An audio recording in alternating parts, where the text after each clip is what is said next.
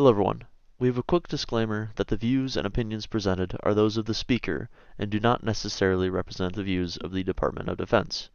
Thank you and enjoy the episode.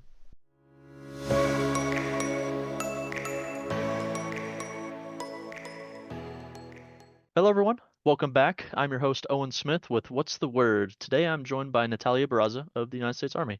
Thank you, Ms. Barraza, for taking the time out of your day to join me on this interview. Hi, good morning. I'm very excited to be here and I'm ready to answer your questions. Yeah. So tell me a bit about yourself. I'm Natalia. I'm originally from Mexico. I moved here when I was 13 years old. I naturalized through the United States Army. Um, Started my last year of college. So that has to be like one of the most significant things I did, naturalizing after 12 years. I graduated from Embry-Riddle in May of 2023 with a bachelor's degree in global security and intelligence studies, focusing on cybersecurity. That's about it. Yeah. I really don't have a lot of hobbies because the army takes everything sometimes, but I do like playing tennis. I'm trying to get into pickleball. They haven't convinced me yet, but, but I do my best. Hey, that's nice. It's always good to have those. So as a sergeant in the Army in your field, what does a typical day look like, your day to day? It depends. At a tactical level, we usually do a lot of engagements. We go and talk to people, just like I'm talking to you right now. We get to know them, see their needs, see their type of capabilities that go serve us. I currently serve as a NCOIC at the here in Korea with the Civil Affairs Directorate.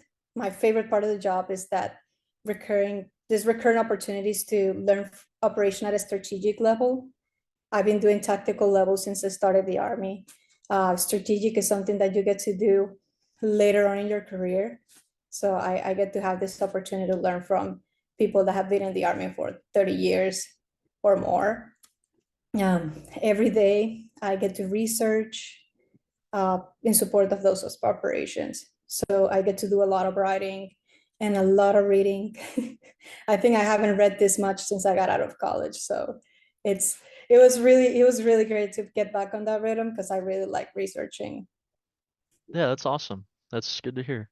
And with that, what types of writing do you use in your or quite often in the workplace, and both currently in the Army, and you mentioned you're also in the private sector for a little bit? Yes, prior to this, I worked the private sector for a year before I left to Korea. I was a security analyst. So I think the most similar things that I did in both ends will be report writing, very, very brief and objective report writings. You don't need to have a bunch of description. In the private sector, it's more about how they violate policies on the security end. In the army, we have our own regulation on how to write. So uh, very similar to Embry-Riddle writing, where especially intelligence writing, where we do you use an active voice. We give a little bit of background that explains the analysis on the information piece that we're talking about. But more importantly, in the army side will be that it follows the regulation because one mistake you make, and that's all the reader reads. All the reader is gonna see is that it's not following the regulation. Doesn't matter about the content. And I can see in the private sector is a little bit similar. If you talk too much about something that is irrelevant to the piece you're trying to, or something, the end point of your report, that's all they're gonna see. It's like you're missing the point.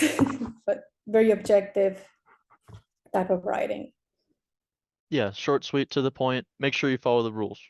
Yes. Yes. And in both environments, what would you say was, I guess, the most impactful experience or lesson you learned with effective communication and report writing? And how has it shaped your approach to professional tasks? I have a very disorganized head, so I have a lot of things that go on at the same time. So sometimes when I'm researching about something a lot, I have a lot of ideas or a lot of things that I want to talk about. And sometimes I don't approach my writing as to being the final piece, but more as a repository for my thoughts. And after that, I can see what I'm thinking about. Like, maybe I don't want to do this. I don't want to put this because it's irrelevant, or I want to develop more about this. So I think when I first started writing, I'm not English is not my first language. I think that's very evident. So I struggle a lot with that during college because people will tell me I can see you're not from here, and that hurt me a lot because nobody will really tell me how to write except intelligence writing. But the more I practice, the more you get better at it. It's really not like a thing that you cannot practice and develop upon because I become a very good writer. And it's mostly because I learn from it. I ask people, can you peer review it? What do you think? And they're often happy, especially in private sector, people that have been working there a lot, that really want to do some mentorship will look over at anything, even if it's a sentence, and they will tell you if it's a go or not. And that has helped me a lot. I look for help just because I always doubt myself that it's always the greatest product, but also because I'm always seeking to develop. Yes, that's I mean that's pretty similar, very similar to how I work. I spend way too much of my time um going through research, and then write, and then I ask my roommate, I ask my friend, um and depending on the day, I ask a teacher or professor and say, "Hey, this is what I'm writing. This is what I'm thinking," and just give it a look over. Give it a check. Say, hey, if it's not good, let me know, Yeah, please. I'd really appreciate it. Just be completely honest.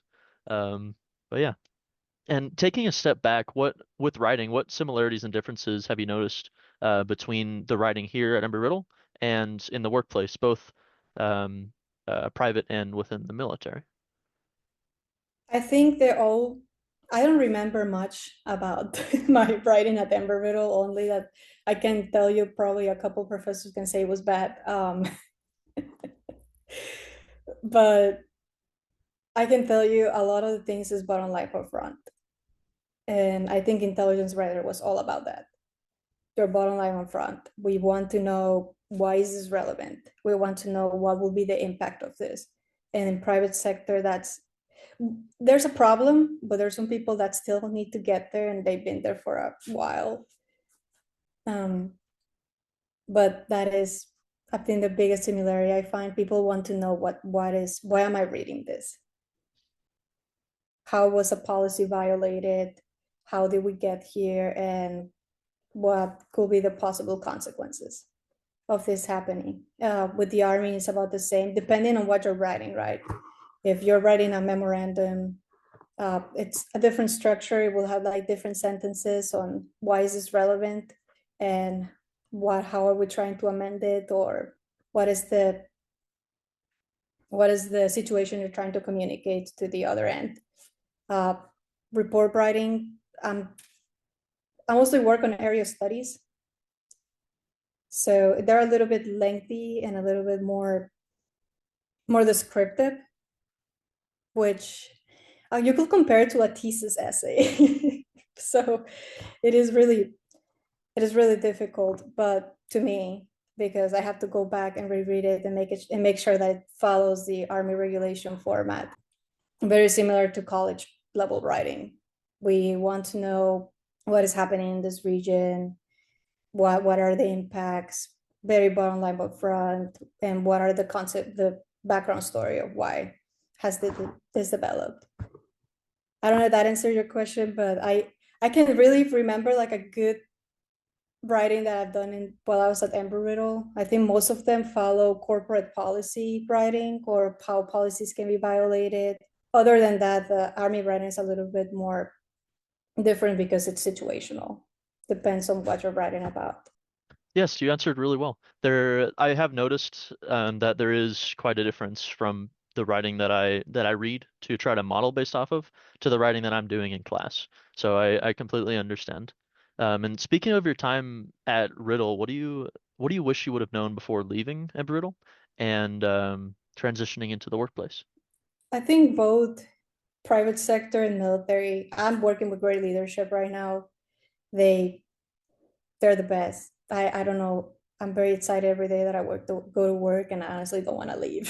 But um, one of the things I struggle a lot, mostly because I didn't have any internships, given the fact that I wasn't a citizen at any points. And with intelligence and security, that's kind of a requirement if you're trying to be on this sector.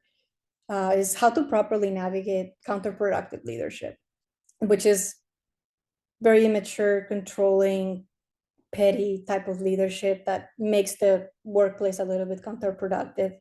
So for me, it was a very vast source of frustration as a fresh out college graduate with no internship experience. And I made a lot of mistakes navigating counterproductive controlling leadership because I never experienced that professionally. I thought everybody is nice and has your best interest for your career, but often that is not true. And I had a hard time dealing with that and them. So the best way I learned to navigate that, and I learned it really late after I made all these mistakes. Um, I got I I got through it with mentorship. So I found a mentor within the company, somebody that was outside the environment I was in, so they could give me a better outlook. Maybe, hey, maybe you're looking at this in too deep. Maybe we need to take a step back. This is how I see it from my perspective. This is, I think, how you can tackle the situation better. And as funny as it sounds, therapy, because these types of leadership is everywhere, unfortunately. I believe that everybody's good at heart, uh, but daily interaction can be very draining and it takes a toll on your personal life. So you want to find a way to not take that into your personal life. Once you get out of work and you're still thinking about it, you're like, oh my God, I can't believe they did this. But mentorship and therapy, if it works for you, or anything that you can express your feelings in a healthy way, but mentorship is probably how I got here. So always find a mentor. They will be able to guide you and tell you if you're wrong, or if you're looking at something too deep, or somebody that is looking for your best interest in your career development. I believe everybody in Embry-Riddle and anywhere is capable of accomplishing more than they imagine, as long as they stay focused on what their best career interest is. Yeah, well, thank you very much for the outlook. So we like to do a thing at the end of our interviews to ask about for a piece of advice for current Embry-Riddle students like myself. Would that be the advice to find a good mentor, a competent mentor that would be able to kind of help you and prop you up and hype you up even? Yes, mentorship. You first need to find somebody that aligns with something that you want to do or something that you're interested in. Because sometimes mentors will be like, well, why do you want me to mentor you? What is something in my career that you admire or you want to seek to pursue? And that worked for me really well. I found a mentor that I was really different from what I was doing at work. And her and I would just click. And she helped me to get where I needed to be. She's like, maybe this is something you shouldn't be doing. This is something you should be focusing more on and work on more. And a mentor will change your life if you find a good one. And don't give it up. I think a mentorship is just like therapy. You want to find some therapists that you're like, I cannot work with these people, different type of personality. You want to find mentors that you're like, this is great. I'm learning so much every day. They are putting me to work. They're testing me. I think that's when you know you find a good mentorship. Well, thank you very much. Thank you so much for the advice, Natalia. And well, thank you again for joining me on What's the Word? Thank you for inviting me. I hope everything goes great this semester with you, and Yeah. always reach high.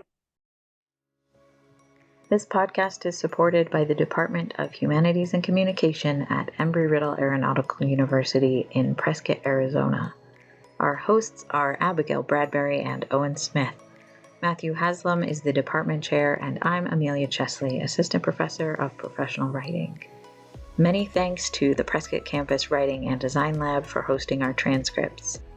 The intro and outro music is Wanderer by Alex. You can find us where most podcasts are found, and please do reach out if you are a Prescott Campus alum.